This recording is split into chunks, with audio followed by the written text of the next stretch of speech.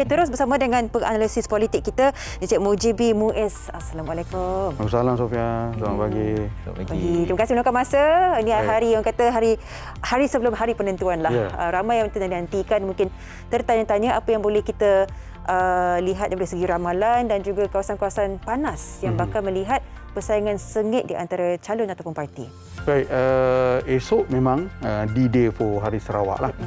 Dan kalau sebagai pemerhati, walaupun kali ini tidak dapat hadir ke Bumi Kenyalang bagi menyaksikan pilihan raya itu secara dekat, kerana 2 pilihan raya yang lalu saya berada di sana.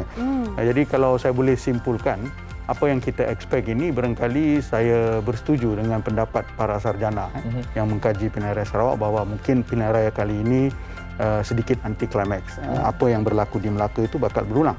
Tambahan pula dengan kempen yang terhad dan juga SOP-SOP yang mengekang itu barangkali akan mengurangkan kemeriahan pilihan raya itu, dan juga sudah tentulah tarikh yang hampir dengan cuti umum bakal akan memberikan sedikit impak lah kepada kemeriahan pilihan raya itu. Tapi kalau saya lihat, barangkali pilihan raya ini kita mungkin tak boleh gelar macam pilihan raya lah.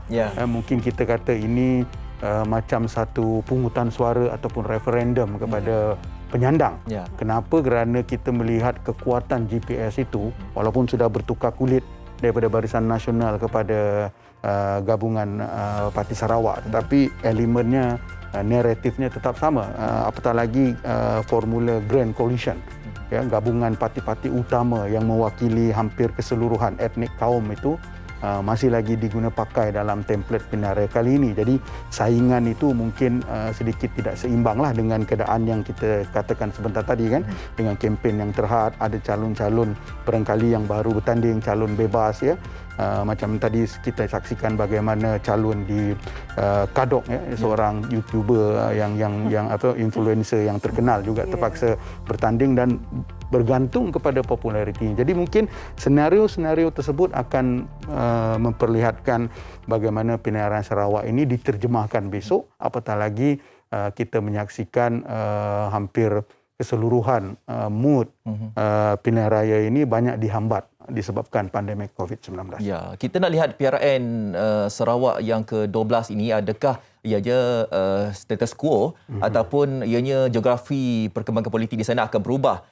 Kalau dilihat dari segi gabungan Parti Sarawak GPS ini, pada peringkat sebelum ini mereka menggunakan Parti Dacing, Barisan Nasional, dan ianya telah pun ditukar kepada logo Bumi Kenyalang sendiri, burung itu sendiri kan. Adakah ianya memberikan sedikit kelebihan ataupun ianya memberikan rasa macam tidak puas hati sikitlah di kalangan pengundi-pengundi di sana, Cik Mujibu? Ya, saya rasa barangkali ia tidak memberi begitu banyak impak dalam konteks perubahan lambang. Kerana kita faham bahawa GPS ini sudah melakukan kita kata promosi lah terhadap lambang itu sejak awal lagi.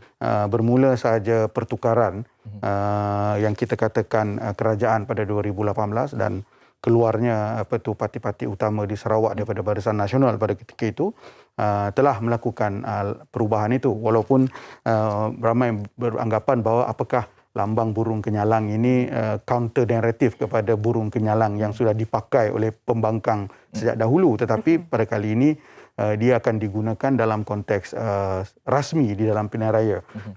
Berwarna tu mungkin orang kenal lah. Tapi kalau dalam kertas undi ini dia jadi black and white ni mungkin ada kekeliruan. Disebabkan mungkin pengundi-pengundi tradisi di Sarawak itu sudah biasa dengan lambang dacing, maka mereka tahu ini saja pangkah kan. Tapi pada kali ini mungkin terpaksa berhati-hati sedikitlah, memastikan burung yang betul di pangkah itu kan. Kalau tidak nanti yang salah pula pangkahnya terdapat pada orang lain. Tapi secara umum saya rasa itu barangkali hanya sekelumit lah daripada permasalahan yang dihadapi oleh GPS. Tapi dari sudut faktor lain, barangkali saya setuju dengan kenyataan sebentar tadi bahawa ini macam seolah-olah satu pilihan raya untuk mengesahkan saja kuasa kerajaan yang ada. Kelebihan-kelebihan tertentu banyak berpihak kepada penyandang dan juga kelemahan kepada pembangkang sendiri. Masih lagi sama dengan naratif 2016.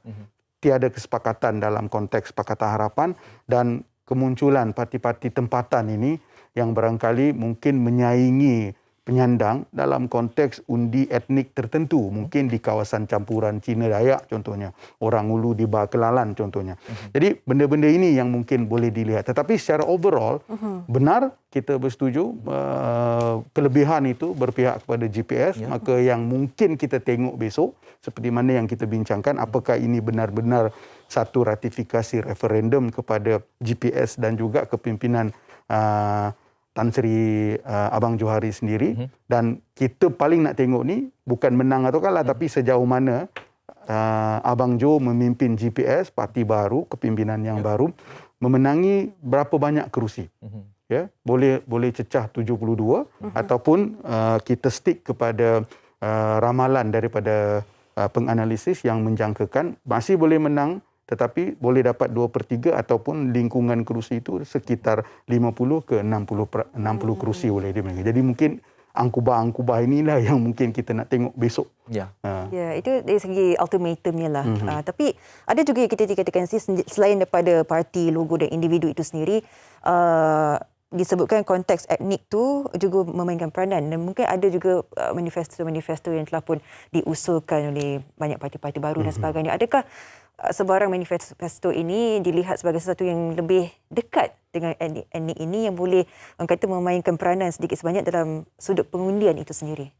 Ya, kalau kita perhatikan memang salah satu keunikan dalam politik pilihan raya di Sarawak itu adalah bagaimana undi-undi etnik itu digunakan, ya, daripada perspektif kekerabatan, ya, dari sudut etnik, dari sudut rumah panjang, ya, dari sudut ketua-ketua kaum. Jadi itu formula yang pakai di sana. Sebab itu kalau kita melihat peralihan dari Barisan Nasional dan penubuhan pada GPS itu tidak lari templatenya, sama saja lebih kurang, ya, hanya bertukar kulit, tapi kita boleh tengok bagaimana corak politik di Sarawak itu masih lagi kekal dalam naratif yang sama. Sebab itu kalau kita lihat pada PRN kali ini, calon-calon lama itu masih dikekalkan. Walaupun sudah bertanding sampai 7-8 penggal pun ada, tapi dikekalkan. Atas alasan elemen-elemen itu boleh dimanipulasi dan masih lagi kuat mempengaruhi kecenderungan dan psikologi pengundi untuk memilih mereka.